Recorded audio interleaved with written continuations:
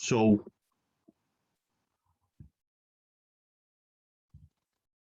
good morning from New York and greetings to everyone, to every corner of the world.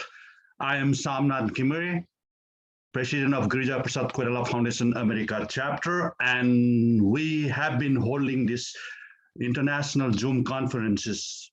This is the 39th series that we are in process today, and we have different distinguished panelists of today's global Zoom conference with IT professionals. And we have the topic, IT technology, a priority to navigate the future in the world of new normal. Will reimagining, redesigning, and rediscovering still be a threat?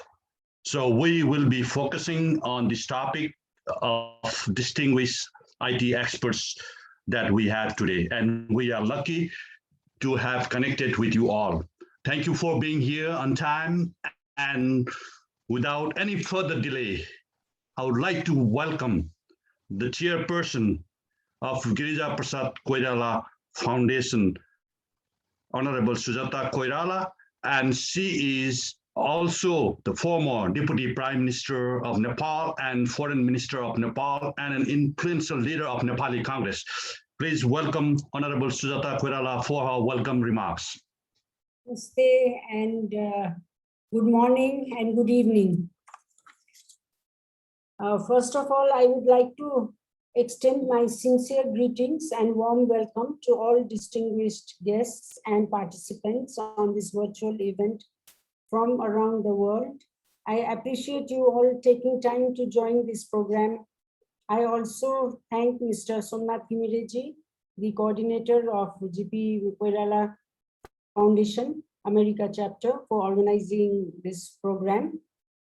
The pandemic proved that issues arising in one country has a domino effect and can end up having a serious impact on the entire world. COVID-19 forced us to take radical steps to adopt technology advancements and modernize culture, organizational structures, measurement systems, and operating architectures. The economic impact of COVID-19 has led us to embrace technology-enabled on-demand workforce models and platforms. This would improve workforce planning, financial management, and access to diverse skills. Other than industry reform, we need to make efforts to concentrate on individuals' healthcare, the need for emotional connectivity, and increased as remote working, social isolation, and social distancing practices become more common. We further need to focus on people's mental health and well-being to avoid the downside of limited in-person human contact while working. Unless we embrace global thinking and establish strategic alliances and partnerships with others in a global ecosystem, not just local, value creation will become very challenging in a rapidly changing economic environment. With the rapidness of change we are undergoing as a society, if people do not change with our new reality, they will be left behind, and it will be a difficult feat to catch up with the number of iterations of change. As technology-enabled transformation is imperative, new mindsets for humans will be the driver to see a successful implementation to propel society forward. Cultural change will become one of the most important drivers of success for us in post-COVID-19 era. The ground rules, beliefs, and assumptions that drive culture will require rethinking with a new set of mindsets driving communities and societies. We have faced challenges of digital divide during COVID pandemic. Urban and suburban area managed the remote working as well continued activities virtually. lives in the rural area, including hill and mountain in Nepal. Hill and mountain terrain were disturbed due to the lack of ICT infrastructures. With the realization of this digital gap, we have come up with an aggressive plan to establish and expand ICT infrastructures all throughout the nation shortly. We expect contribution from all sectors, including industries, academia, experts, civil societies working in and across the border as per their capacities to actualize this plan as earlier as possible to minimize the gap induced by digital divide. Again, I welcome the distinguished participants to this virtual program and look forward to hearing from you. I wish the program all success. Thank you so much. Thank you so much, Honorable Sujata Koirala, for your welcome remarks about the IT future in this world of new normal. So without any delay, I'd like to introduce Dr. Leong Ying, who is a physicist, inventor, and award-winning author, who is running this show today. And he will be introducing our panelists, and we have the speaker time slot as we discuss, Dr. Leong. So please proceed. I welcome Dr. Leong Ying. Thank you. Thank you, Somnath, and thank you to Honorable Sujata Koirala. I am blessed to be part of this great conference series organized by GPK Foundation. I've done many conferences before, so I'm very savvy, and I'm not saying this out of arrogance. The reason why I'm saying this is I'm extremely nervous today. I'm nervous in a good way because I'm in the presence of global leaders that are you all. So I feel, like I said to you, we're in a good way that we are portraying the vision, not just for Nepal, but for the rest of the world. But it's Nepal that has the highest mountain on this planet that can help take this technology to the highest place. Now, there may be people that say, oh, no, Nepal, technology.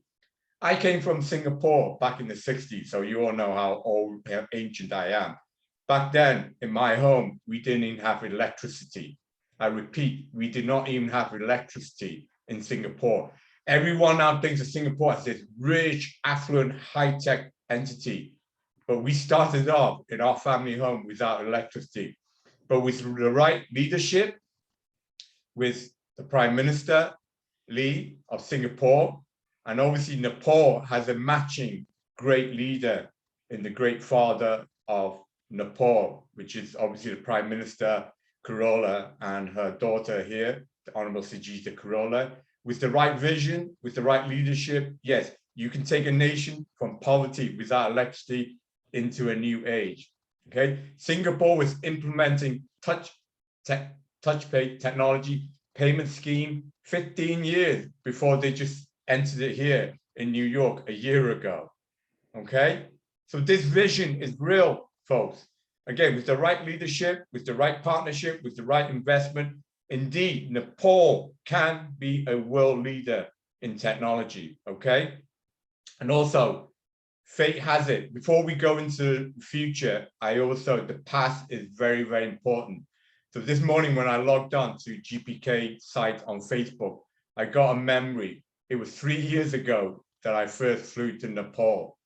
So it is meant to be, okay? And this is my past. This is the reason why I'm spiritually tied to Nepal. This is a Buddha leaf, okay? Now I'm a physicist, so I found this Buddha leaf in Lumbini, in the birthplace of Buddha, which is in Nepal, okay? Nepal is the home of Buddha.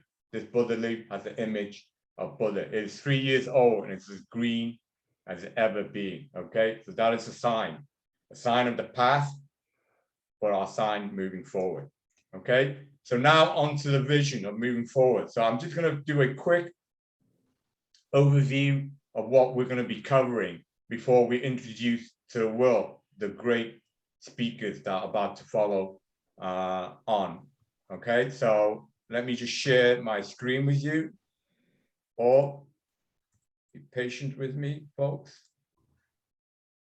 Okay, share the screen. Okay, share. Okay, folks, you should now see my share screen, correct? Do you see my screen? Yes. All right.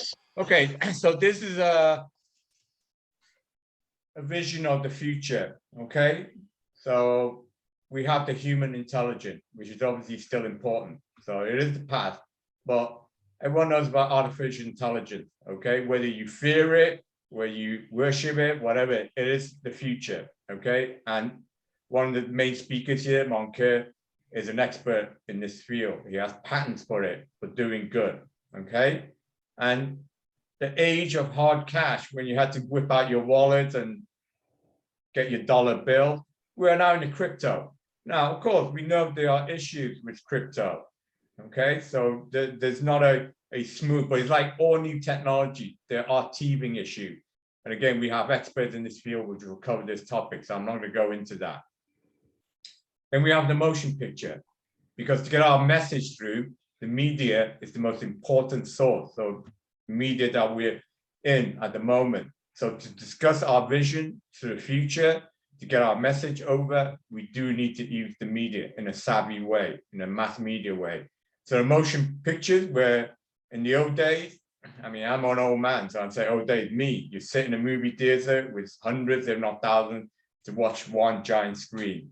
Now with the virtual reality that we have, we can bring the theater into our own world, in our own private world, not only just to view it, but to interact with it. And again, we have a media expert that will cover that topic as well. But even a bigger industry than the movie is the gaming, the video gaming. It is over $100 billion industry that now taking the gaming in the old days, the physical gaming into their interactive gaming, which is inherently linked to artificial intelligence, the virtual reality, and even the crypto. Okay, so it's all holistically connected. So talking about holistically connected, the media matrix and our global organization, those that are known, are collective. And two of our media outlets is in the movie side and in the music side. Okay, so as Shakespeare eloquently said, if music be the food of love, play on. So it's our intention not just to play it the old way, but to play it in the new digital age. And again, we have a great expert speaker, Vernon, that will cover this with our NFT, non-fungible token, which I'm sure many of you heard is the next trillion-dollar technology business. This is not me saying, this is Wall Street, okay? Trillion-dollar business. So again, I'm not going to cover too much in this detail because Vernon will discuss about this NFT mark, but basically the NFT mark, which he founded and we are part of as well, has these various phases that we basically bring to the world. We have technology expert, we have intellectual property, creative partner, and the global network that is our collective. And obviously part of that global alliance that we have is with GPK Foundation, okay? And again, I'm not going to cover the NFT mark. I'll let Vernon, the expert, cover that. By the way, I want to thank Andrea for making these slides, by the way. So now, this world, as you know, is going through dramatic changes and pain, as the Honorable Sujata Koirala have discussed, okay? Pain on a global scale. Now, I'm old enough, back in the 80s, when the US-UK Band Aid, formed together a super band to basically help the suffering in Ethiopia during the famine, okay? Through this super band they were able to raise over $200 million for that campaign. For their show, and this is before the internet, their show was covered, broadcasted to over 1 billion people in this world. Okay, this is before the internet. Then the following year, the US band, USA for Africa, led by stars like Michael Jackson, also took that run and also did another enhancement of that. So it is our goal. The world's gone through pain. Yes, there's a lot of pain, but we are through a dramatic pain. So why not? Sorry, my brother. So why not take that technology, that new super band, which we are going to do next year. Sorry, Somnath. Okay. So anyway, I'm going to be calling it. Let's introduce the panelists. We don't have the time as they have the schedule, so let's go by the schedule we have. They're going to explain it. I apologize for overshooting. Okay, so I did warn everyone thing, and I thank Somnath for warning me on this. So let's go on to the next. You don't have enough time, Let's hear from the panelists. Okay, all right. So is Sam on board? So let me stop sharing. Sam is not on board yet. He will message me. So as soon as he messages me, I will call you. Okay, all right. So the main next speaker that I'd like to introduce is a titan in industry. Okay, is Farzam Kamalabadi. He's a US-Iranian entrepreneur. He's more than an entrepreneur. Okay, he was the first gentleman to go into China when China, like Singapore, was a developing nation, and helped China to evolve into powerhouse, economic powerhouse that it is now. So Farzam is super connected to all the world leadership. He has honors in China, in the Middle East, in the US. Like I said to you, I'm going to spend too much time just reading all his honor. So I'm just going to go straight to this titan. Farzam, it's all yours, sir. Much appreciation first to our wonderful organizers and to our Dr. Leong, who is my spirit brother, as well as colleague, and also to all of you whom I will get to know in the future. I am in Dubai. I'm at Ritz-Carlton outside, so a little bit of background noise, apologies. That's the time, and now it's 5:30. The topic before us is one of the major, what I call hyper, basically booster or hyper uplift stage of humanity. Humanity has mega world processes, such as, for example, the Renaissance, or even before that, the discovery of the North American continent. Right now, the emergence of world into a, what I call world economy is a natural result of the integration of the world into one unified, at the time, seemingly ununified, but in reality on telecom, on the physical realities of the world transportation, and also the interdependence of the nations. We are, whether we admit or not, a unified and one cohesive nation, except the human thinking is not yet there. The human institutions are still way behind. But the reality is that there is a new, what I call a hyper jump in the evolution, collective evolution of humanity, collective maturity of humanity. And we are at the threshold of mega changes. One, or a key global enabler or a macro world process about that, is that the global economy, which includes national and regional and local economies, all of them are on the verge of being unanimously, uniformly digitalized. This is a mega world process. None of the policies of the central banks, ministries of finance, anyone against that trend will not be able to stop it.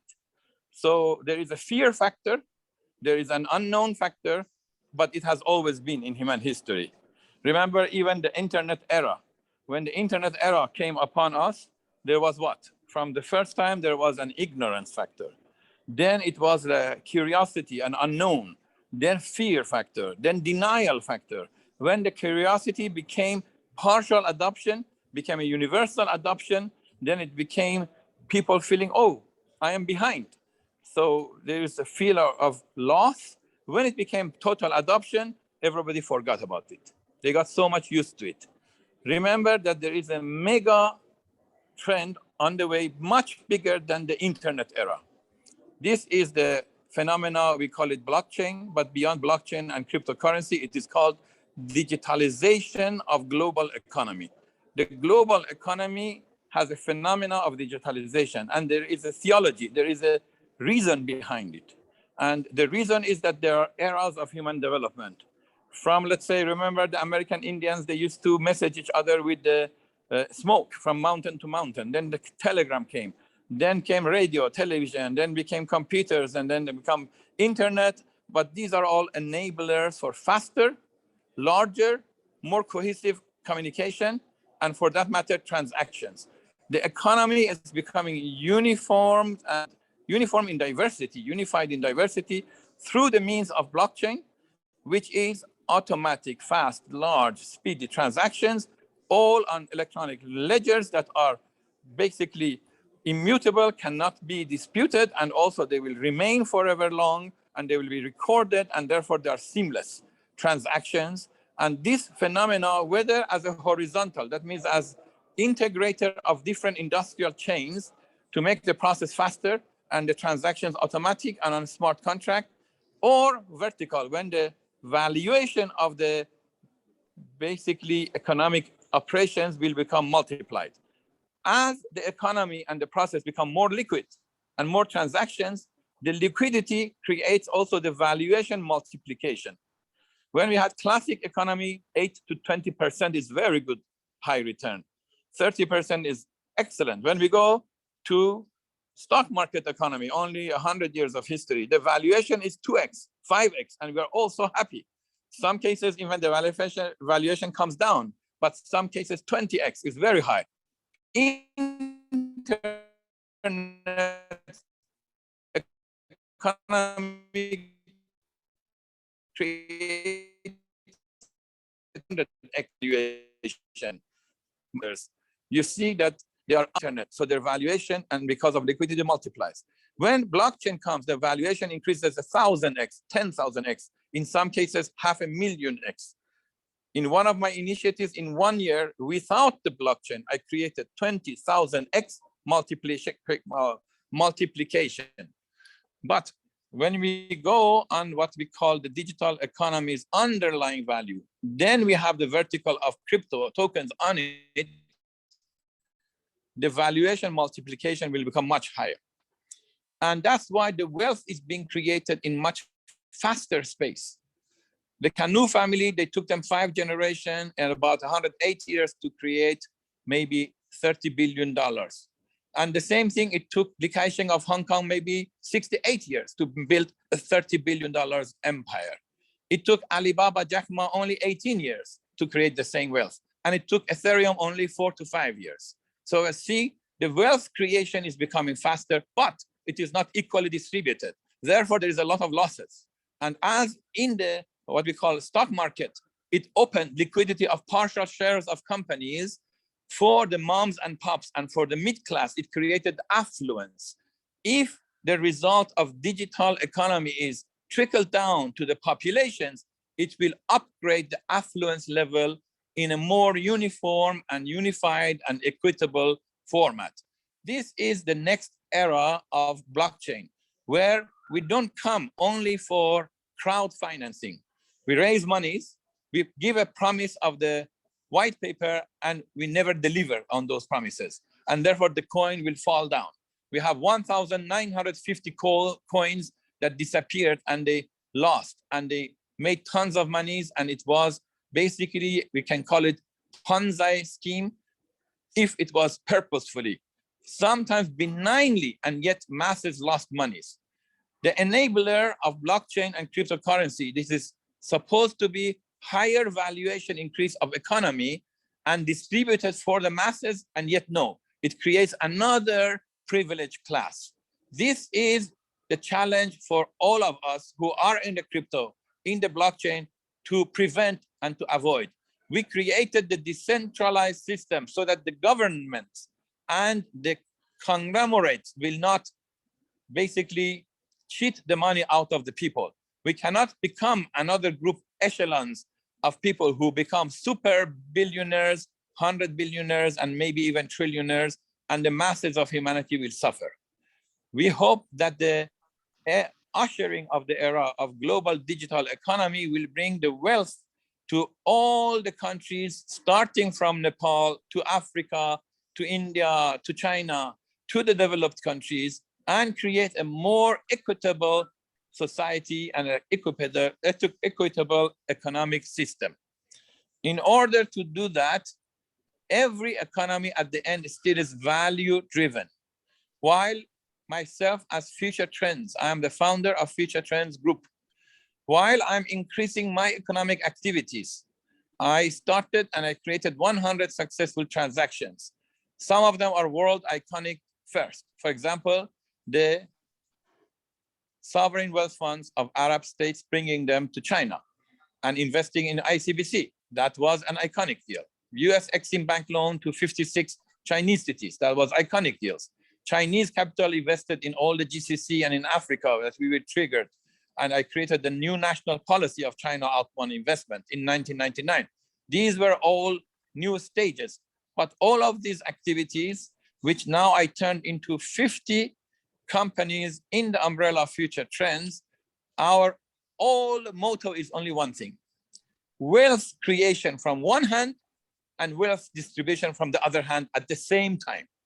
Thank you. We have to create not only conscious cities beyond smart cities, not only higher application of technology across the world, in the world, among the poorer, farthest and remotest villages of Latin America to Africa to even US mountain areas. Don't think that the developed countries are uniform and unified. There's masses of humanity that is suffering in Europe, in Eastern Europe, in Russia, as it is in other underdeveloped countries.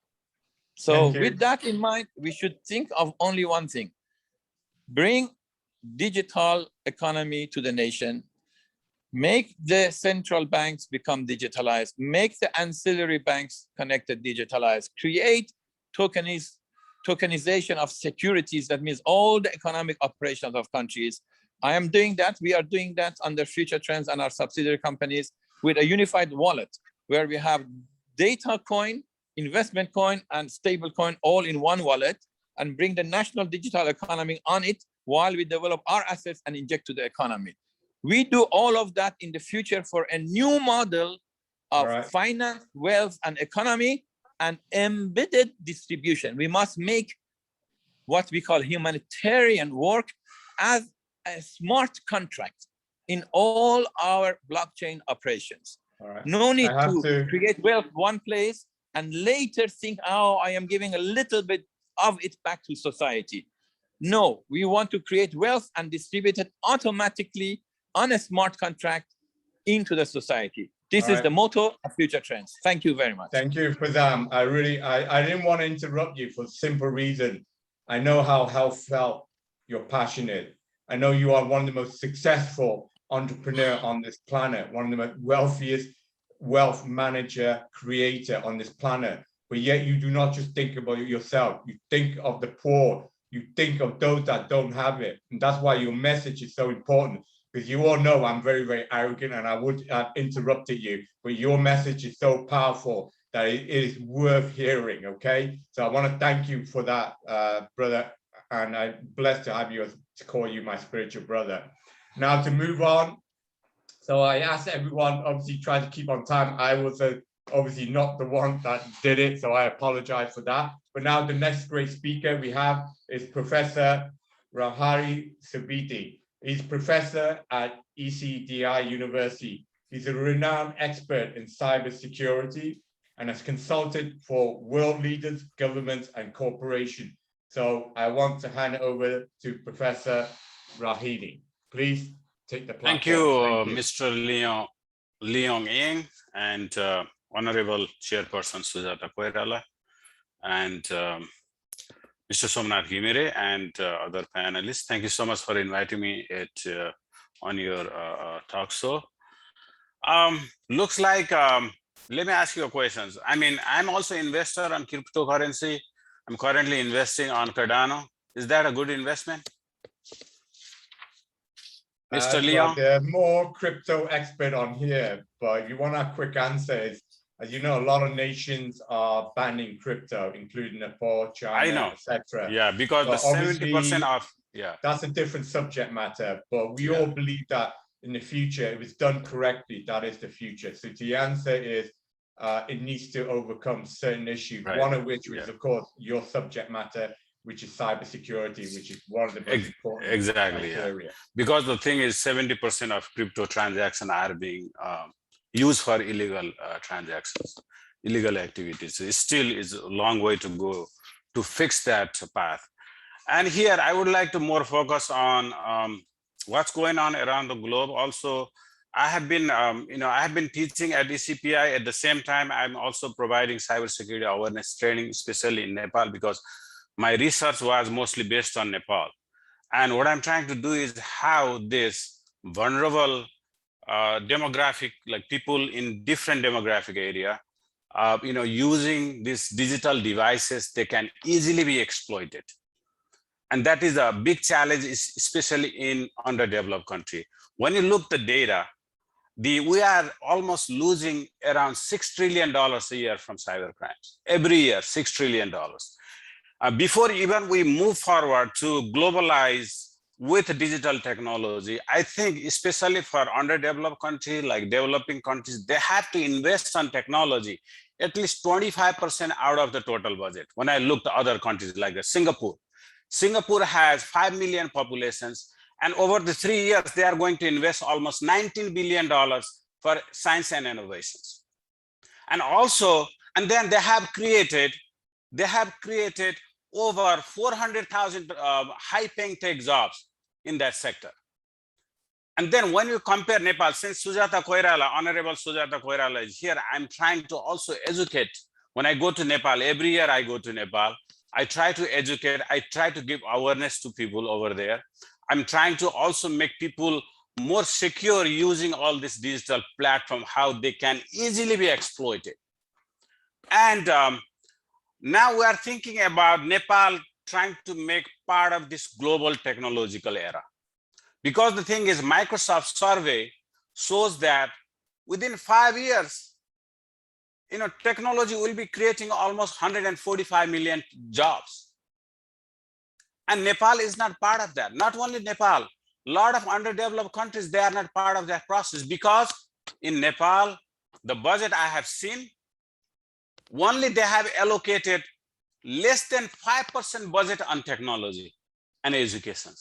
That's not is gonna work out, because we have to educate people there first. Before even we go for business, we have to make government stronger. Government must create jobs, otherwise all of our new generations, they are being migrated to other countries. They don't want to stay in Nepal. That's how can Nepal be a prosperous nation? It's not possible. If you look at Singapore's data, Switzerland has 9 million populations. And their total GDP growth is $800 billion. Out of $800 billion, they are allocating 3% out of $800 billion and spending on technology. And they have created over 500,000 jobs in technology. So what I'm trying to say also, Nepal must invest at least 25% total budget out of 25% out of the total budget, 25% on technology to create high-paying jobs. Because I came here in the United States for the better future, because I did not see a future in Nepal. Because if I study, I have to spend a lot of money.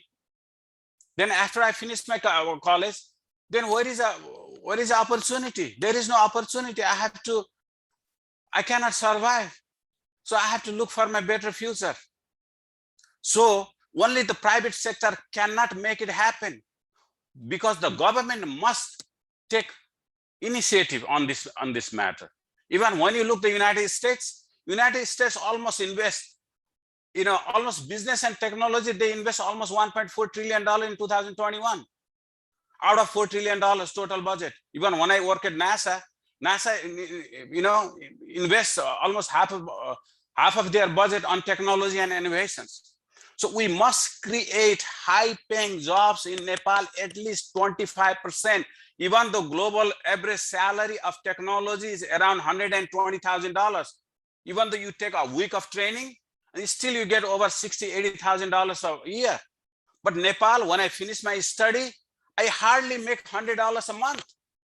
How can I survive?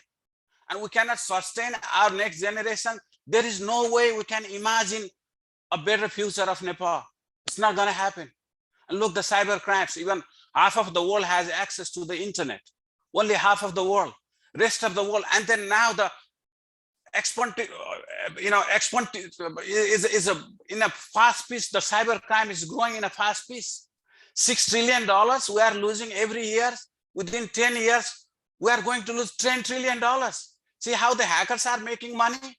You know, all this corporate, now we have this ransomware attack. They made $21 billion from 15 billion jump from 2019. Look, and then now we have a legal ransomware, which is the cloud computing.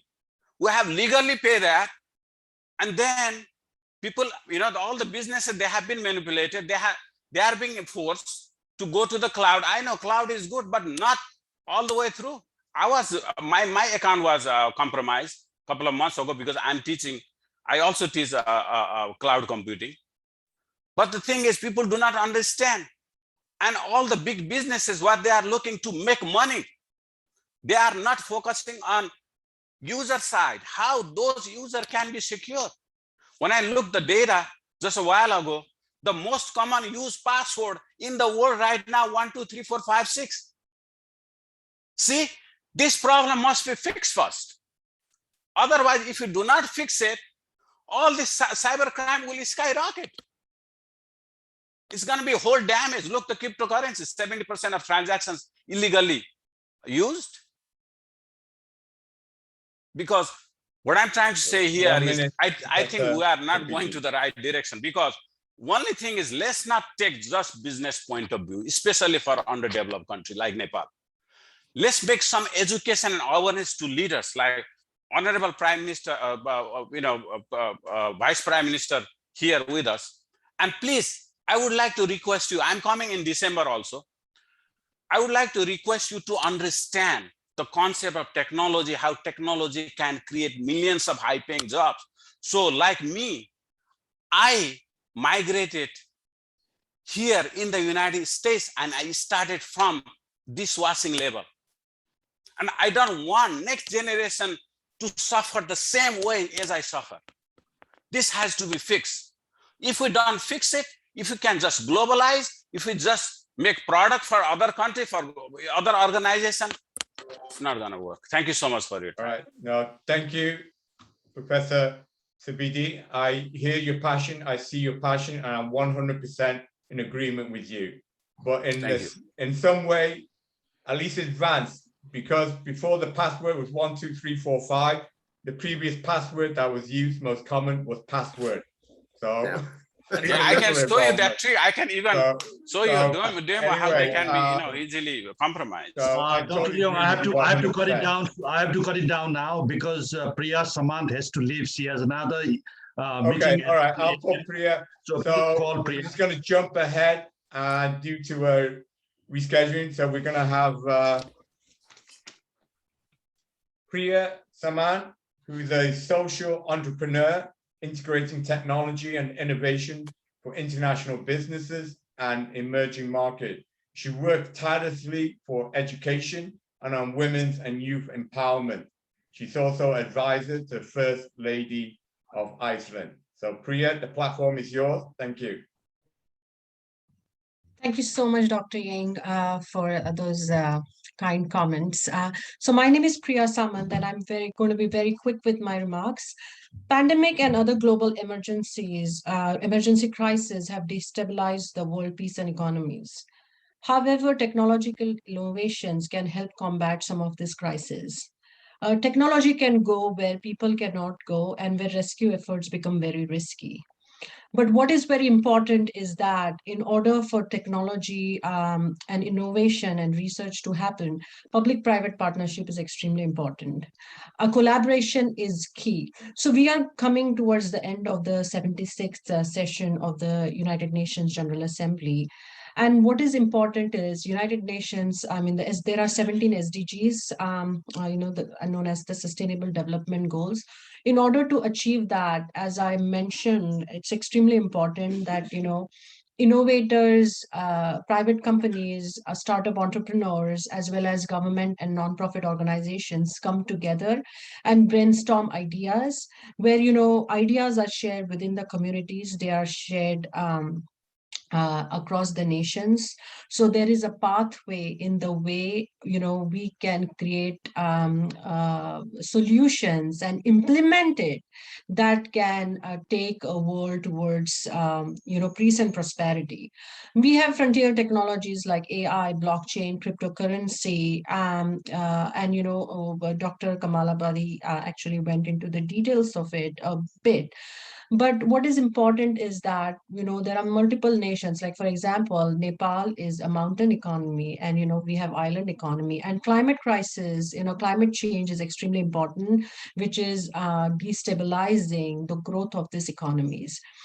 So it's very important for the stakeholders within those countries to see how digitalization can help, how an ecosystem of tech entrepreneurs that work across infrastructure, climate change, and all other domains can come together to find solutions in how to combat this crisis. So with that, I end my quick thoughts, and I'm very thankful to be in all of your company. It's a great honor to be here. Thank you so much. Thank you very much, Priya. And actually the perfect tie-in, because the next speaker, Mongkol, is a UN IT manager, and I shared the platform with him 2 years ago when we had a summit on AI blockchain to combat poverty and climate change. So it is a perfect. So maybe off screen, we'll talk to you about what we were doing on that front. So that's a perfect tie-in to the next speaker, Mongkol, my fellow Yazcoin and NFT gentleman. The platform is yours, sir. Thank you, Dr. Ying and GPK Foundation and well-renowned speakers. I feel blessing and honor to be joining stage with everyone. First of all, I would like to say that I'm not representing the United Nations for my view that expressed here. This is on my personal capacity. And I would like to discuss a little bit on the topics that we are looking into, which is is technology a priority to navigate the future world? First of all, we need to define what is the technology that we are talking about, because we're talking about blockchain, AI, and actually there are more technologies that will change our future, which is virtual reality and augmented reality.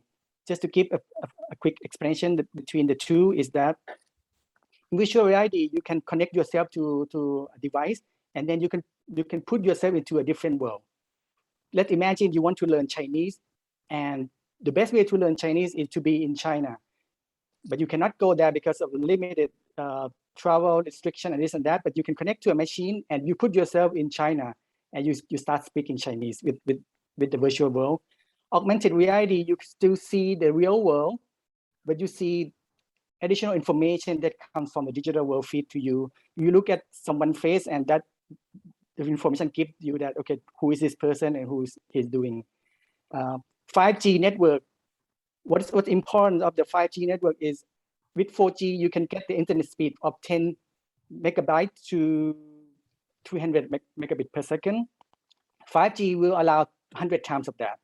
Imagine you have one road of information, and now you have 100 roads of worldwide of information. Internet of Things.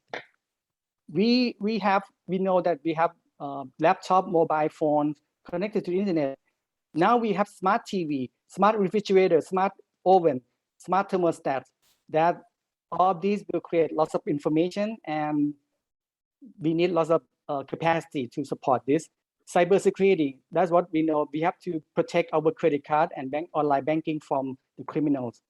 Genome engineering, we have technology to cure sickness and also make the crops yield more fruits, make it withstand the severe weather. And talking about fintech, that we are advanced into mobile banking using Google Payment, Samsung Pay, and all kinds of this will allow us to make payments across border easier.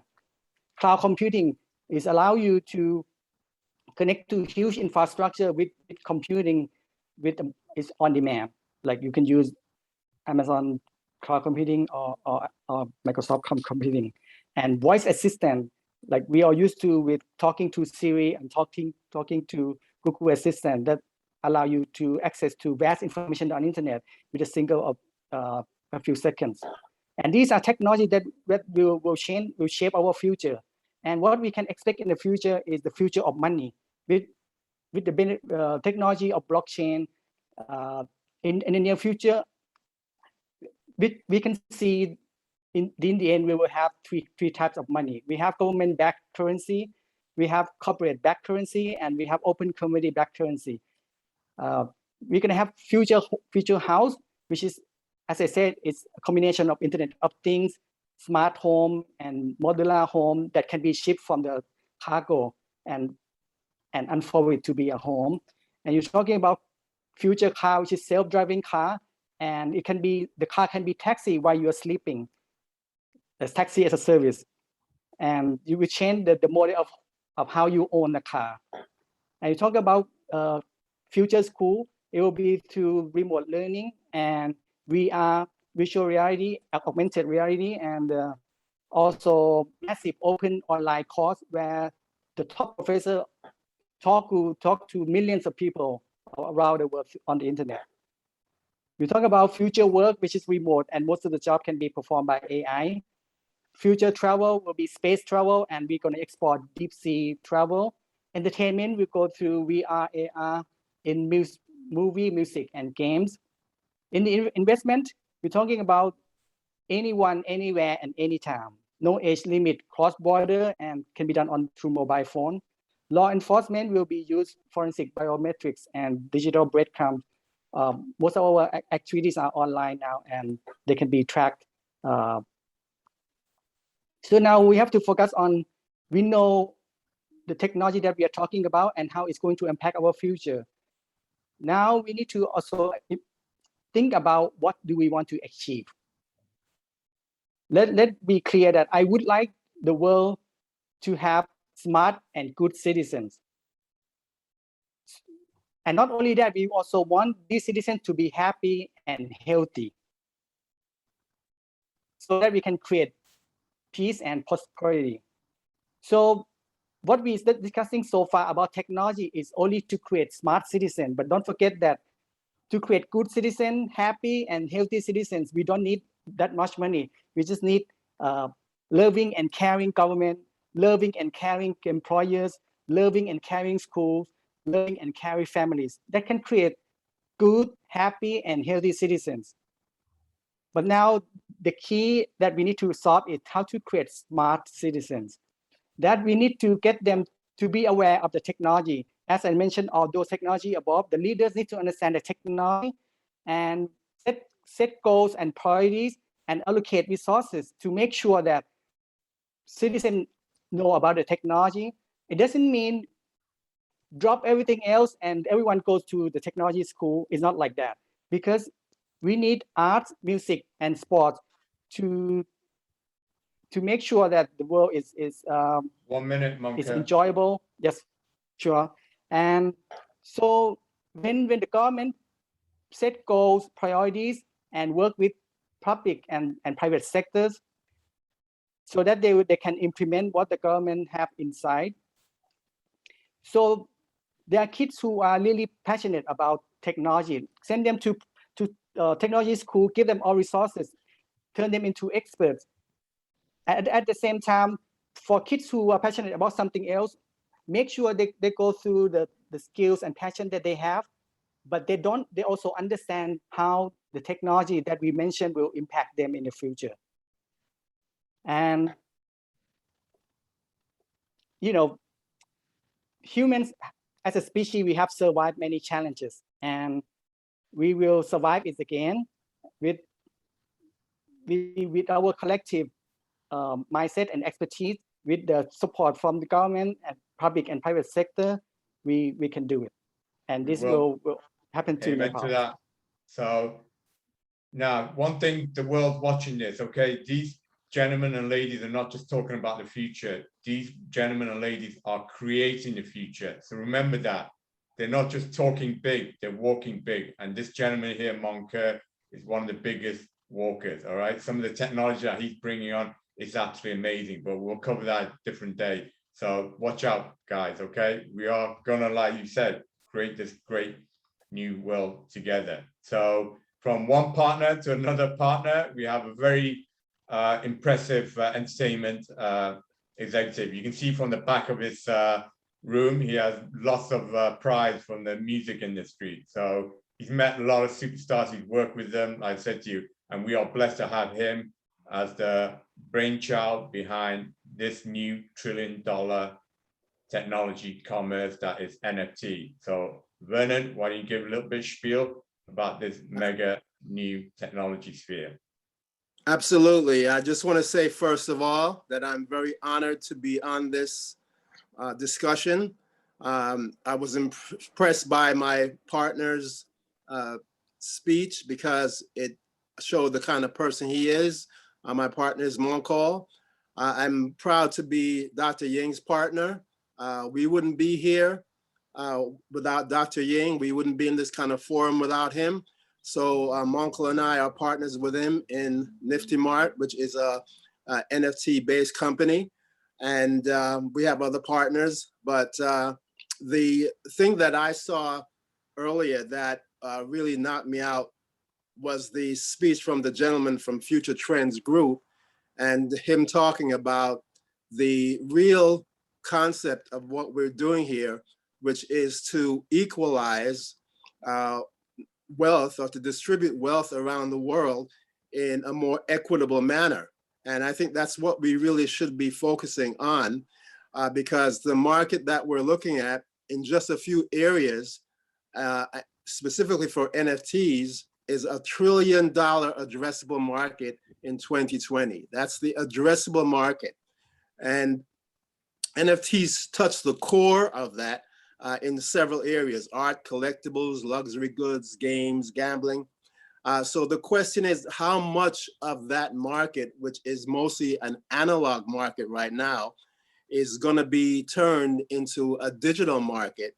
And how much of that will be enabled to be spread around the world so that people's standards of living are raised, and it doesn't just go to the people who are already rich. From coming out of the music business, I've experienced both the highs and lows of concentrated wealth. And the music business is probably one of the least equitable businesses in the world. You see a few stars running around the world and they're all very, very wealthy. Music executives are always very, very wealthy, but the average musician is not. 99% of the people who make music are not that wealthy, even though the total addressable market of art and music is $50 billion. And we've seen the transition from the analog realm into the digital realm. So there's no question that everything is going digital. We used to consume CDs and now it's streaming music. So we know that the transition is happening there already. So there's no question about where music is going and the fact that analog is dead, digital is what's happening. And the chance for more musicians and more people to benefit from that is a very real thing. The other area, I'm going to just mention the other areas and how much money is in them. 174 billion in collectibles. Those are things like comic books, trains, luxury goods. $253 billion in an addressable market in 2020. NFTs solve the problem of whether or not they're real items or fake items. Video gaming, it's a $177 billion addressable market in 2020.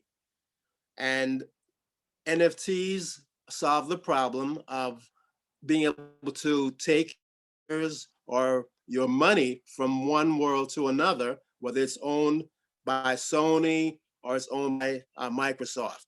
One of the things that happen right now is you can't go from one game to another. NFTs solve that problem. Gambling is a $400 billion addressable market. NFTs solve the problem, which is the one that I'm most interested in, which is the fractionalization of ownership, so that anyone in the world can own a piece of that gambling marketplace or of the companies. Whether you like gambling or not, it's a huge business. So the fractionalization of ownership is the one thing that I'm looking at and saying, you know, that allows anybody in the world with a cell phone to be able to participate in this. And that's how we're going to get to a future where the world's wealth is more evenly distributed. We haven't even talked about the biggest marketplace of all, which is the real estate industry. That's a $360 trillion addressable annual market. 70 to 80% of the world's wealth is tied up in real estate. And a lot of that is in persons' homes. But what if you could, as a person in Nepal or any other country, own a piece of real estate in markets where the rents are high? That's what NFTs enable you to do. And that's why I'm excited about being part of this, because we have a chance to allow people anywhere in the world with a cell phone to own a piece of income producing real estate anywhere in the world and benefit from it. And what we have to do is to be careful to make sure that the same suspects don't all get rich from this, and that through smart contracts, the wealth is actually relayed to the people who own it. And that's what you can do with NFTs more than any other technology that has ever existed. You can make sure that the owner of that slice of property actually gets their money, and that they get it in real time. It doesn't get held up in bureaucracies and paperwork the way it does in the music business, where it takes an average of 2 years for the royalties to get from the consumer to the artist. And in the meantime, those royalties are held up in the legacy record system, where it ends up in the pocket of executives and lawyers and everyone else except the artist. And the artist has to wait until the end of that process to get their money. I don't think that's fair. And I'm happy to be involved in an industry that's trying to change that, and not just for the artists, but for the entire world. And so I'm happy to be here today, happy to be part of this. Thank you, Mongkol, for inviting me to be your partner 3 years ago. I first initially said no, and you showed me the vision of what the world could be. And you spoke passionately about that a few minutes ago. You're the same person I met in the beginning. You haven't changed. Thank you for asking me to be your partner. I'm excited to be part of this.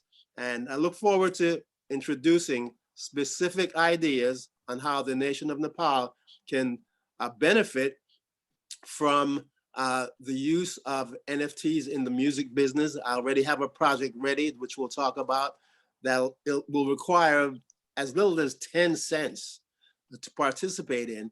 And as the gentleman from Future World said, that can grow 100 times, 1,000 times. And so a person who has only 10 cents to invest can, okay, thank you, Dr. Ying, I'm done. So a person who has only 10 cents to invest can see that money grow exponentially. So I'm happy to be here, and we'll be coming forward with a specific strategy very shortly. So thanks again. No, thank you. Thank you for those kind words. Thank you for those passionate words. So to the world out there, you're not hearing visionary word from world experts, super, super smart people. But these people all have in common also a heart of gold. It's their goal to generate huge, huge amount of money, but to have wealth equality. That is the upset. That is the problem of this current world, is the imbalance in the wealth. Okay, that's what caused the French Revolution. That's what caused the Russian Revolution. That's what caused all revolution. Okay, so we're here to make money, but we're here to make money fairly and distribute it so every person on this planet can have a fair share of the new prosperity, the new vision to come. And I thank you for your passion, your brain, your wisdom. All right, thank you. So talking about passion, we have one more gentleman, and he's not just passionate, he's a super talented Hollywood producer. Some of his works that, you know, you all heard it, Superman, Deadpool, Star Trek. This guy has been on it. So he is at the top of his career. So now he's going to bring that vision of a new entertainment world that incorporates the movies and the music, and how that within all these technologies that we discovered can bring about this new vision, which can be, of course, implemented with Nepal. So, Yuzi, my dear friend, who was introduced to me by Andrea, the platform is yours, sir. Hey everyone, super exciting. Also because I had a dream about this, so for some reason we've all met before, so I guess we're just doing this whole rodeo again. Okay, I'm gonna give you a quick intro and then have this rundown. I'm a filmmaker, but before anything, I was born as a creative. I trained with martial arts my entire life, and I think that's what kind of triggered everything inside me. It's about understanding the basic perspective of our existence, right? I think most people fail to realize that when you start to break down how we look at life, introvertly or extrovertedly, that there's something that's common with the way we all address and acknowledge each other, which is perspective, right? So the minute the world changes perspective, you need to understand that every single human being on this planet is capable of every single thing on the spectrum equally. The only thing that changes is situation and perspective. So we're all equally capable of the same thing. Now, having said that, why cannot that transfer into every aspect of life, right? So the minute we understand that, we can now take that onto other shifting sides. Well, everyone has kind of addressed that in today's talk, which is either it's the wealth distribution or it's the education and all of that. So I have two companies, one's called Be Creative, the other is called the Creative Lab. And the Creative Lab was mainly formed for this. It was to find artists from around the world, help take what they do, protect their rights, and find the next Lord of the Rings, the next Harry Potter. Why can't we get, the next big thing coming out of the streets of Nepal or the streets of Mongolia or the streets of Africa? Why do they have to stand in the line of Amazon and Netflix and yada, yada, yada, right? And so this is what I've been trying to change. But it's not just been a change. So let me tell you how it started. I was originally one of the first VR game testers in Dubai, which is where I grew up. And this is in the early 90s, right? So if I told you in the early 90s that, hey, we're doing full VR, you'd be like, hey, that's crazy expensive. That I already knew in 1996, 97, this is where we're going, right? So I ended up over the last, almost 13 years now, writing and developing an entire universe based off this concept of taking, fact and science to give us fiction. How? My first feature film I wrote in my universe, which is called the Creative Universe, is called The Elixir of Life. It's based off something called the Voynich manuscript. And so if you go and Google this, you're going to find the Voynich manuscript is currently sitting in Yale University, and it was with the Vatican. It's the world's most mysterious book. This exists. It's got sciences from 6 different sciences and imagery today that no one knew where it's come from, right? We've taken that and I've interpreted that into my world of this is the past, present, and future. And is that from the Wall Street Journal yesterday? I took it out. You're kidding me. That manuscript. Dude, so this book right here is sitting in the back. Yeah. I did this 10 years ago in university in the UK, yeah. And it's got images from it. And so my university bought a copy of it. And I started this 10 years ago, right? Here's some stuff. There you go. Exactly. So we're thinking about the same things, man. There you go. So that's the same world we're living in. And so I started taking that and breaking it down into frequency, right? Because frequency is the basis of our absolute existence. It's And that's something that, Dr. Leong and Andrea and I had a chat about before, which is about strings of time, this theory of mind of how can we visualize and maintain frequency? Why do you need to calculate your steps through the day? We should know where our frequency is at, because if each individual was like a radio station, you got to tune in at a certain frequency to now tap in. Welcome to the new world. Now, coming back to it, how does that all kind of put together perspective in the way we look at the world? The world that I'm developing with the VR gaming, the open source gaming, it's all meant to be an Earth within Earth. Currently, online, you can go and there's something called Earth 2.0. It's open for everybody. You can go and buy land on Earth virtually all over again. So wherever you're sitting, you can go buy property on Burj Khalifa or the Empire State Building on Earth 2.0 right now, and it's trading at values. And that got me, to start going, well, if we're already selling what we're living on and reselling what we're already living on, then why can't we start doing that with art, right? Because plagiarism has become the most crazy thing of, coming out in today's modern media. It's how do you differentiate between a true artist and not? Because half the time in my business, I get looked at going, oh yeah, you were probably too young to do this. Then they start finding out that actually I can do what I say. But the difference is that the perspective is different because you come only looking to make money. Whereas the intention here is, hey, can we go create a whole new different way of looking at the world? Which is, to my head, I named II, intellectually interactive. What does intellectually interactive do? It gives you a world and opportunity to create, implement, and then expand ideas to implement in reality before causing reality to go completely out of control. So before you take a foreign policy and you put it into your real world, in my gaming world of this entire universe, people can build and create their own worlds and live in it. Does this kind of world of game exist? Yes. However, the difference is I want to create a source wherein someone in Nepal can create, for example, the next phone, a design, puts it on, and then says, hey, this phone of mine can switch in 4 different ways, and it's there in this universe. And then Apple can go, hey, this NFT, we want to prototype this. We want to actually take this and bring this into the real world. Now you have someone sitting in Africa going, actually, guess what? I introduced a hologram into that guy's thing attached on that. Now you have someone sitting in Nepal and Africa collaborating on the future of technology where Apple's like, that's cool. Hey, can we check that out?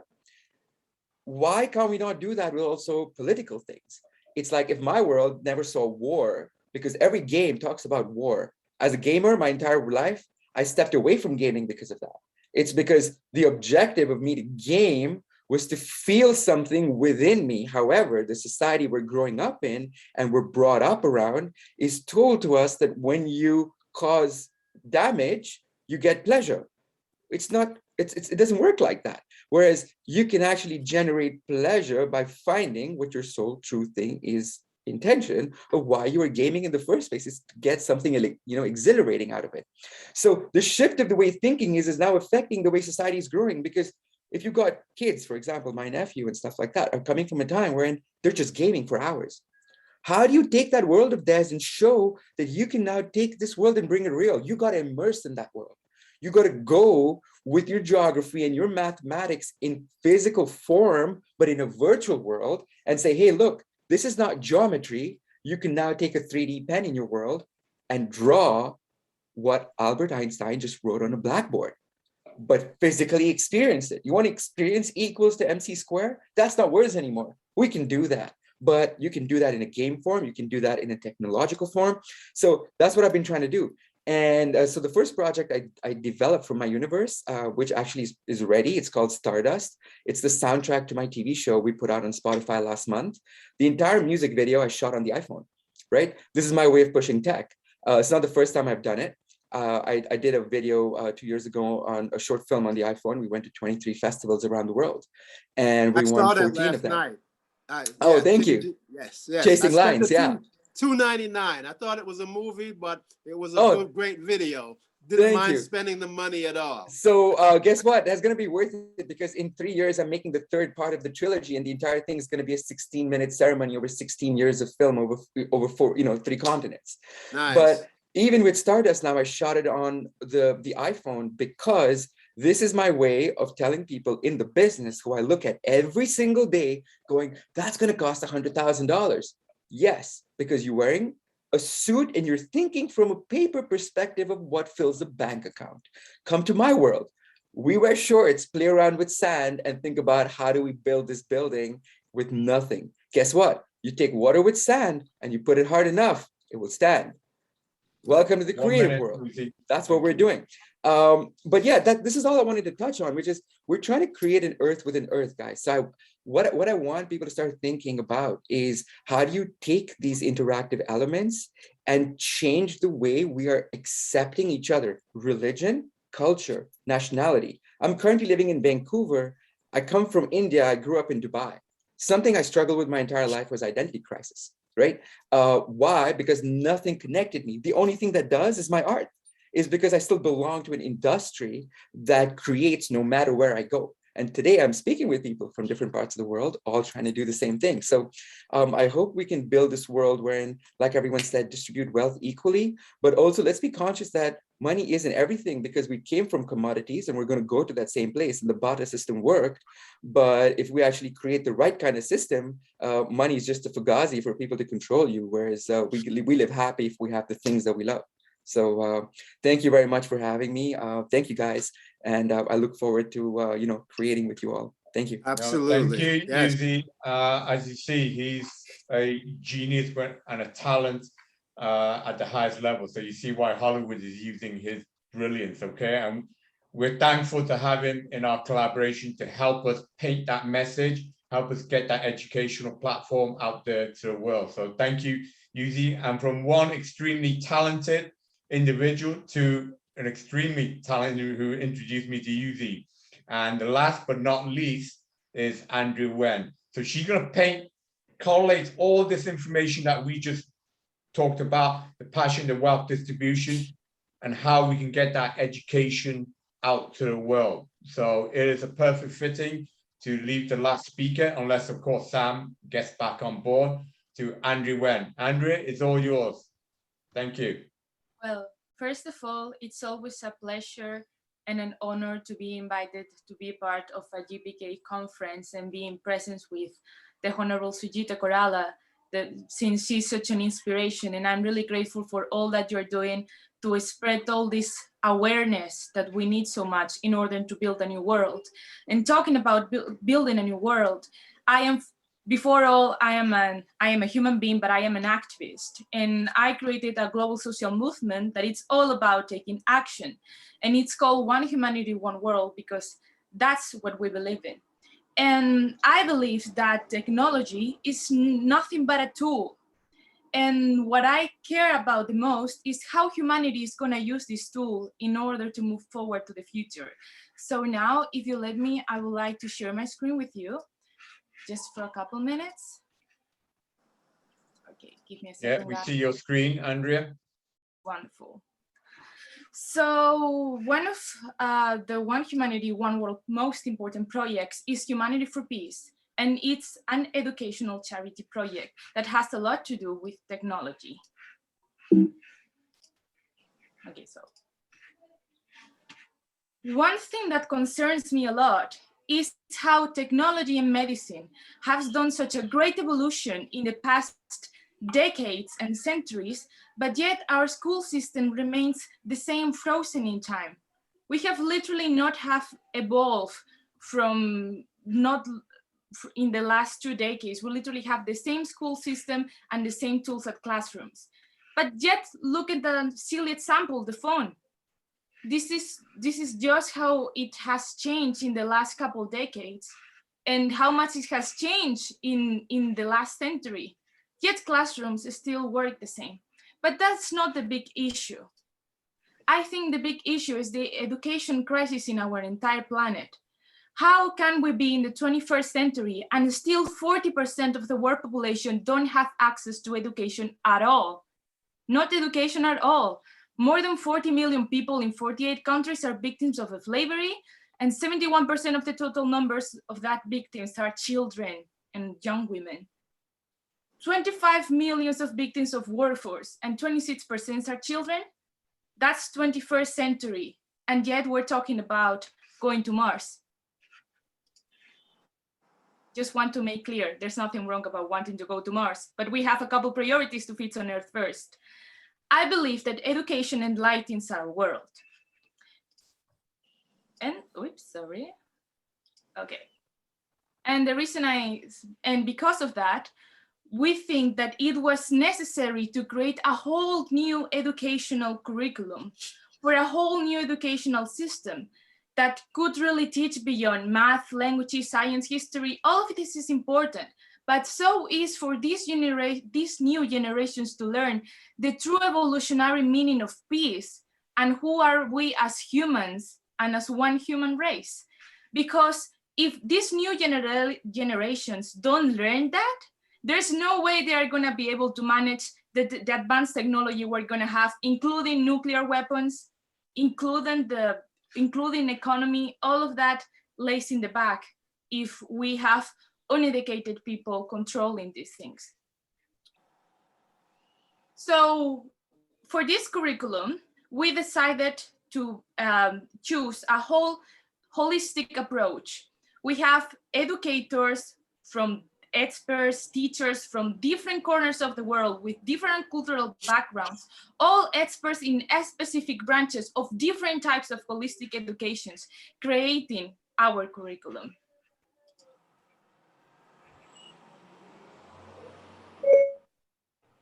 Okay, sorry.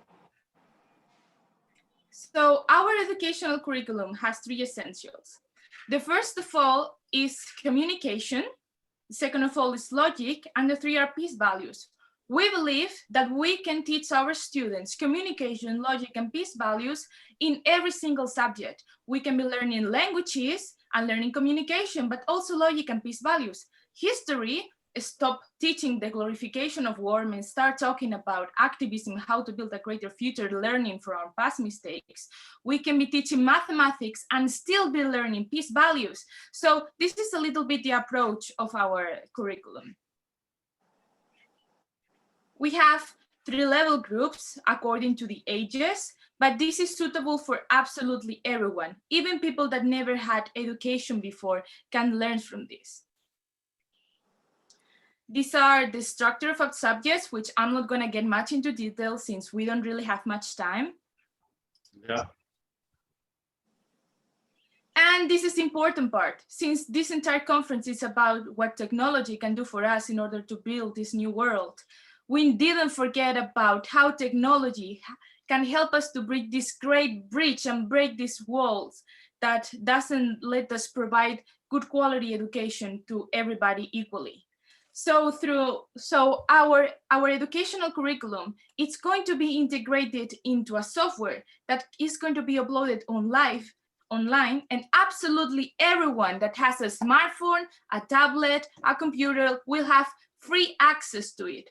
Free access to good quality education, no matter where you are in the world, if you have a Wi-Fi or a device.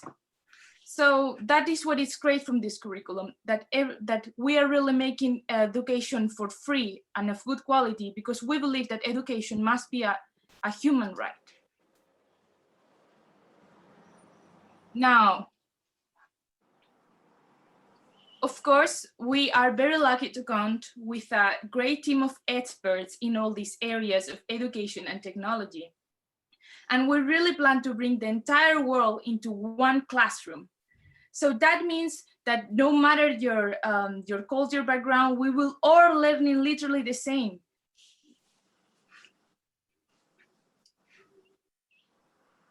And this is the very core of our project, because regrettably, not everybody has the same access to technology and to facilities, not even to electricity. So our mission goal in this Humanity for Peace project of OHAU is to raise $100 million for 1 million solar panel tablets that we plan to take to the more unprivileged corners of this planet, to give those children an opportunity to have an education. And these solar panel tablets must be solar panel because, as I stated before, not everybody has access to electricity. Leong was talking before about Singapore, like almost half a century ago, but there are still many corners of the world that don't have any kind of electricity access. In those corners of the world is where live the big things I was talking on the beginning of our conversation. And I think if we really think as one human family, we should prioritize taking care of our world population and using technology to break all those barriers to those people that literally have no future, because without education, you really don't have a good future in this world. So this is our project, and this is what we are actively working on. And together we're creating a new world of peace. We're very lucky to work with several NGOs and people from all corners of the world for the same objective, a world with future-wise leaders. And I want to thank all of you for your time and attention. I think this is a very important topic to talk about. And I think that all my panel colleagues are experts that can help so much to this same vision, that we all united together, we could do such great things. Technology itself can do such great things. So let's use it for the good common of humanity. Thank you, all of you, and blessings from Spain. I have to say, I may be biased, but that's the most powerful message that's been delivered today, okay? We have all these powerful leaders, super smart, that are talking about technology, this technology, that, absolutely important. But Andrea captured why we are doing this, okay? Why we are doing and how we can implement this technology to a future world that can educate, bring wealth distribution, and educate for peace, okay? So you captured it absolutely beautiful, and it was an absolutely amazing speak and a great ending. And on that ending, gentlemen, you all reached the perfect time despite my overrun. And I have to thank Somnath for shutting me up, okay? So thank you, Somnath. You're very, very professional. I'm going to hand it back to Somnath for his last word, and for Honorable Sujata Koirala as well. So Somnath, it's all yours again, sir. Thank you, Dr. Leong Ying, for your introduction in the 39th series of Girija Prasad Koirala Foundation America Chapter virtual conference. This is our 39th series. So lately we are just slowing down on our virtual conferences because everybody has to go back. Till then, we have COVID-19 issues, everybody's staying home, we have a lot of time. So now we are planning for at least one conference a month. So without any, so we have 20 more minutes. We are wrapping up at 11 a.m. Eastern Standard Time. And there are tons of questions asked over different messages, via different messages from our Facebook page as we are live in different social media. So first question asked by our audience to Mongkol Thitithamasak. Are you there? And this question came from Japan, the city of Japan's one of the largest city called Tokyo. She says she wants to know digitize versus digitalize. Digitize versus digitalize. What is the difference and why does it matter?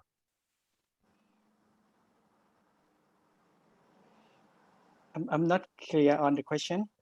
She's asking digitize versus digitalize, you know, L, differences by the L. Digitize. Digitize versus digitalize. What's the difference and why does it matter? It's the same thing.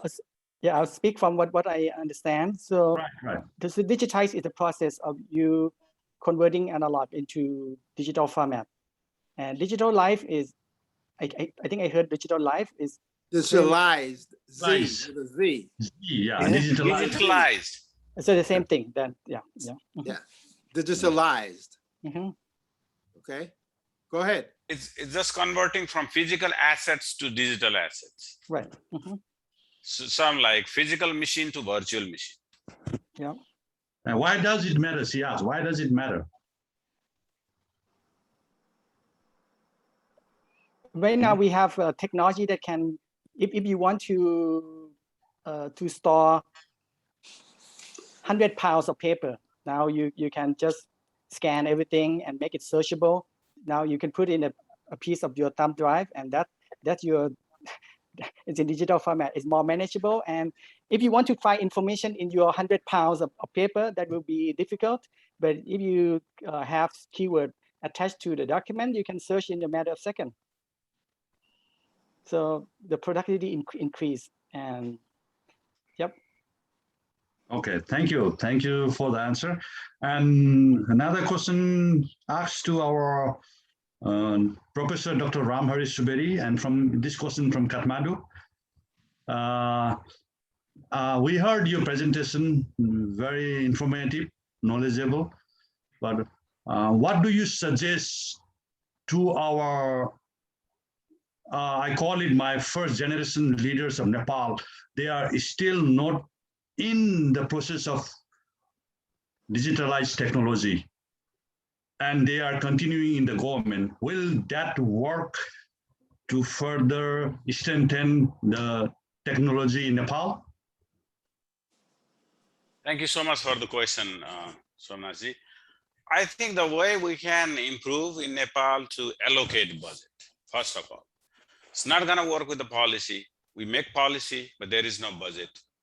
And then only way to minimize all of these issues to allocate at least, this is the way I'm looking at, allocate 20% budget out of total. So total budget of Nepal is currently $14 billion. 14 billion total budget. When you look the scenario of other developed countries, they are allocating at least 25% out of the total budget in order to lift the technology up to create millions of jobs. It's development, it's all about creating jobs. That's the way I look at it. If there is no employment, and then the recession will start. No matter where you go, which country. I know infrastructure is the first thing. So digitization will create not only jobs in IT sector, it will create jobs in other sectors as well. And the way is 25%, I just want to elaborate a little bit more. 25% what I'm saying is out of 14 billion, 25%, you're talking about $4 billion. When you allocate $4 billion and then the total budget, $4 billion, you allocate 33% for employment. So outside the world, people are making around $100,000 a year. So we cannot afford to pay $100,000, even though we have a high recession in the country, but at least 25% out of $100,000. So which is people can make out of the, when they pass out the college, they can make at least $2,000 a month. That means they can save 50%. That's what I did. I was a taxi driver. I went to the college because I went to the college to study computer science because I can make money. I can save at least 50%. So I can have a better life. That's why I did that. I think most of the people and our next generation moving towards technology. And so when you do that, $3 billion goes towards building infrastructure. $1 billion, if you allocate $1 billion to create jobs, high-paying jobs, then you should be able to create at least 50,000 high-paying jobs in Nepal. 50,000 high-paying jobs in Nepal. So you allocate 25% over 20 years. We should be able to create at least 2 million jobs in Nepal. That comparing to Australia, Australia has 25 million population, Nepal has 35 million population, and Australia has created over 1 million tech jobs. Look, 155 million tech jobs will be created within 5 years, and Nepal is not part of that. So one thing is to allocate budget on science and technology and innovation 25%. It's currently $14 billion, it's $144 million is allocated for education and science. There is no mention of creating jobs at all because I looked at it. I looked the budget of 2021 of Nepal. I looked at it. So I think we need to educate all leaders. Leaders must understand the benefit of technology. The benefit of technology, which era we are moving towards. This is the only way we must sustain our future generation in Nepal. We cannot work for America. Nepal people or the professional cannot work for Europe. Nepal professionals cannot make software for Europe, for America. They have to make software for Nepal's government. Nepal's government, that's why the United States government, they have contracted out over trillions of dollar jobs to the other third party. That's how I got a job here. That's the way it's supposed to be in Nepal. Thank you so much. And as we were speaking, somebody just wrote a question to you again. What do you suggest to our yesterday's generation leaders? Do you think they is capable of handling technology? I think you know the way, because I've been going to Nepal. I'm trying to educate these two leaders in all sectors, even though I'm an advisor of Nepal Police Central Department. And also every year I'm so busy when I go for my own personal time, and I allocate most of my time to educate people, even make awareness to like general user, how they can secure their mobile phone. This is their digital home, how they can be secure, how they safely browse the internet is a big issue. Also, because the thing is, we have to educate our leaders. Hey, you know what? This is what is called technology. Let's not just talk about what one individual company, because individual company only can do so much, but the government must take initiative. Nothing we can do. Look here, other developed countries. I looked at it. I looked at all the data. All the data shows that, hey, government is super strong. You have to build software for your own government.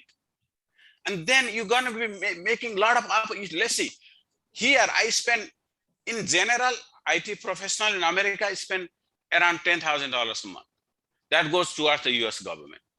US government take that money. How much saving will I have? Maybe a couple of thousand. If I make $2,000 in Nepal, my $2,000, I spend $2,000 every month, maybe $1,500 every month. $1,500 will be circulated in the market to create other opportunities. That's the way we have to look at it. And then if there is no money, look, now Nepal is the #1 vulnerable country in the world. Can I share you? Just quick. Can I share that? Yeah, hold on a second. I really want to share that.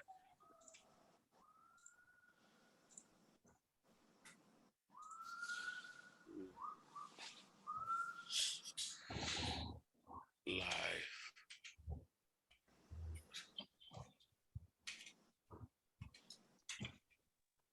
Checkpoint. Hold on.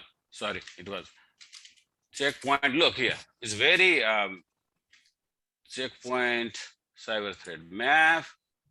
When you look at here, look, this is the cyber attack. Within a day, we're going to have almost 70, 80,000 million cyber attacks. Look, the Nepal is in the first list. Look how vulnerable we are. See, we have to fix this first, guys. Can fix it. Let's not talk about doing other digital business, because there is no protection. There is no protection. Where do you want to invest your money? There is no protection of keeping our new generation in Nepal, because they don't get paid well. How can we do that? We cannot do any business if we do not pay them well.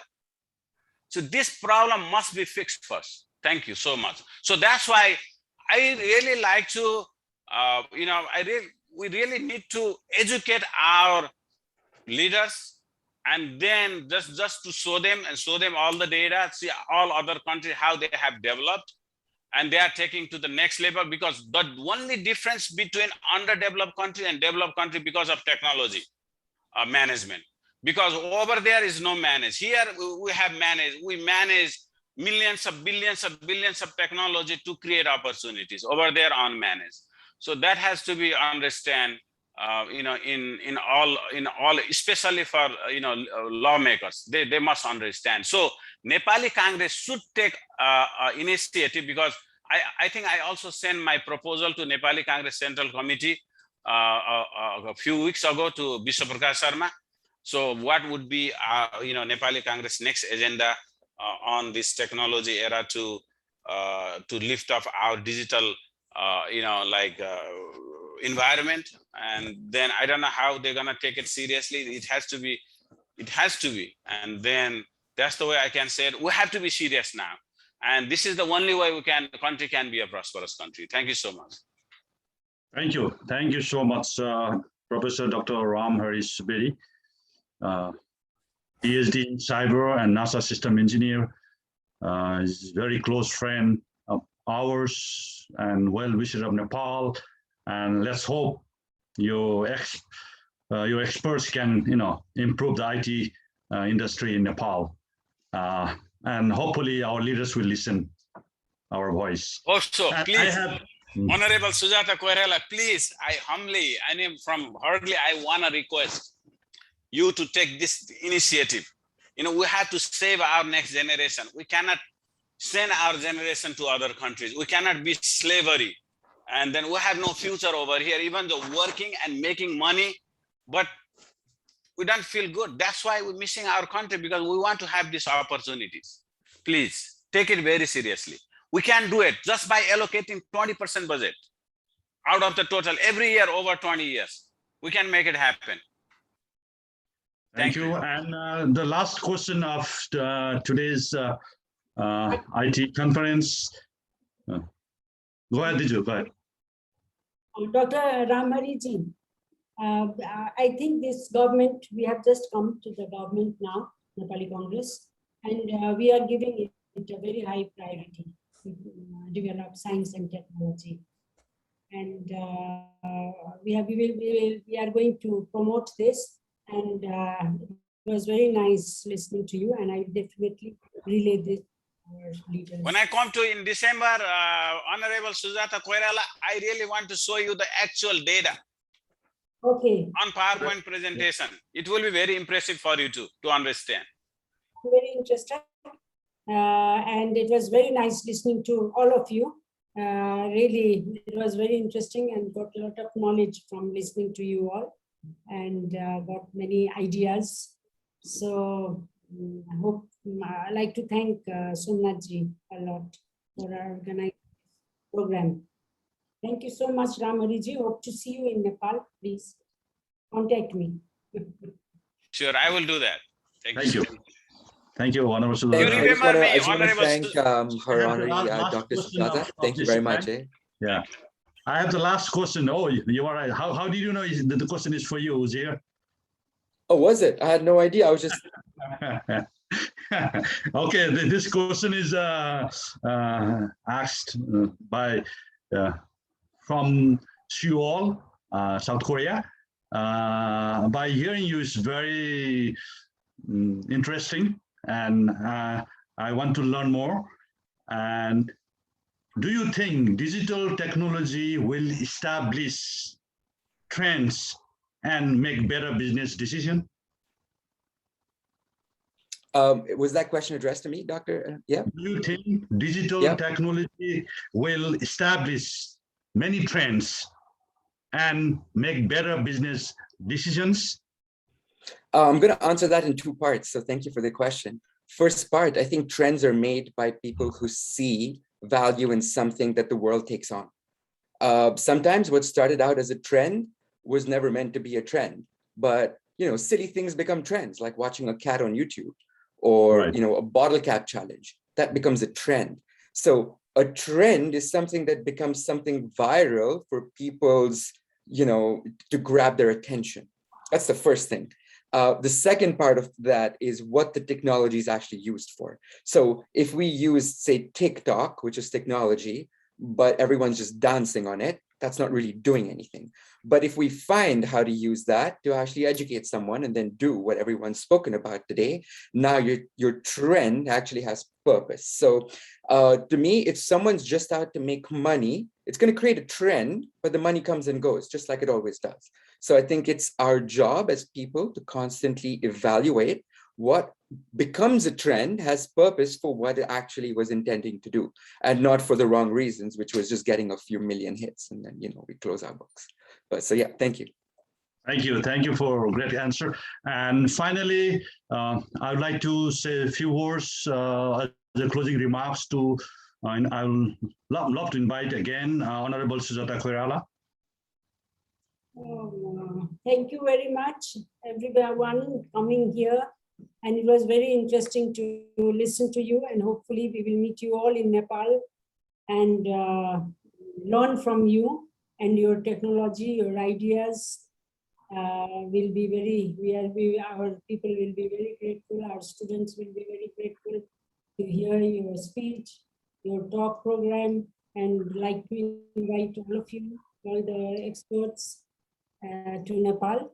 And right now we have also our government and our party president is the Prime Minister of Nepal, and we are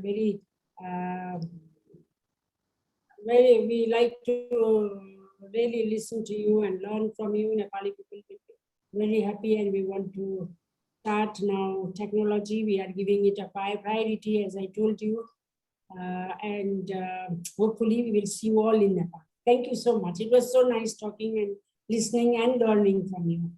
Thank you. Thank you so much, Honorable Sujata Koirala, for closing remarks. And as you said, yes, definitely, a team of IT experts will be visiting Nepal in December, headed by our IT chief, Professor Dr. Ramhari Subedi. So we are planning and having a team, and we'll be visiting soon and meeting you, and we'll work on developing IT sector in Nepal. And that concludes the 39th series of Girija Prasad Koirala Foundation America Chapter's Global Conference today. And I would like to call Ramchandra Adhikari, the spokesperson of the GPK Koirala Foundation America Chapter, to thank all our panelists in a minute.